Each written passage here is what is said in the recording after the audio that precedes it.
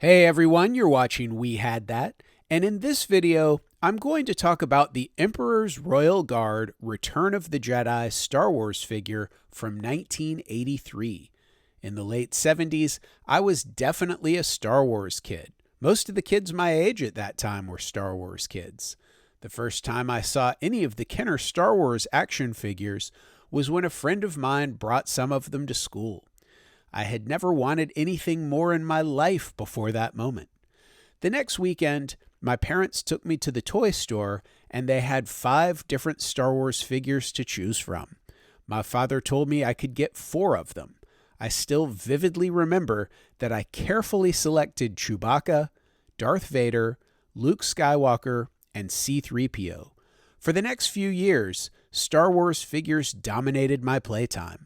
By 1983, G.I. Joe had become my new obsession, but I was excited to see new Star Wars figures on the shelves, foreshadowing the new Star Wars movie, Return of the Jedi. Seeing all of the new action figures on the back of the package for my first Return of the Jedi figure sent my mind into overdrive, wondering what role each of these characters would play.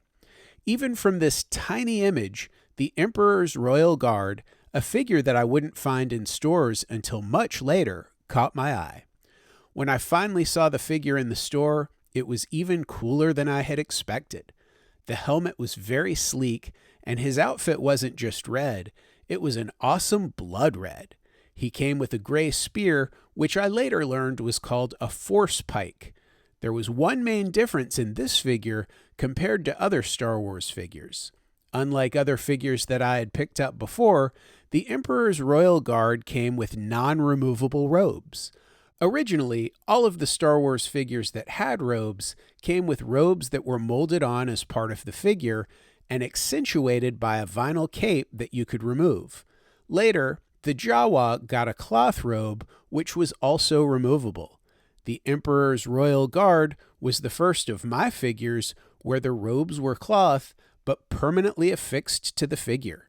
His outfit underneath the robes still had just as much detail as any other Star Wars figure, but it was more difficult to see that detail unless the robes were torn off.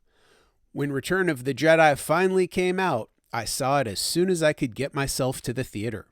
I really did enjoy the movie, but it would have been nice if the Emperor's Royal Guard were featured a little bit more. They were only in a few scenes, and even then, they were just background characters. They ended up being little more than part of the set design, actually. From the Kenner toy catalog that came with the vehicles and playsets, it seemed like they would have had a bigger role in the movie.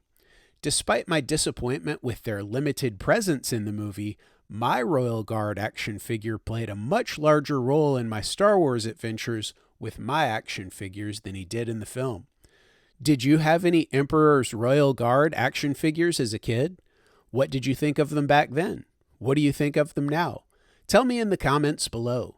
Also, please give this video a thumbs up, and if you have a chance, it would be great if you would share it on social media.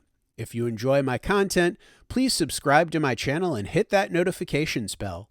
And one last thing, if you're a fan of toys, you should know about ToyLanta, the biggest toy show in the southeastern United States, held annually just north of Atlanta, Georgia.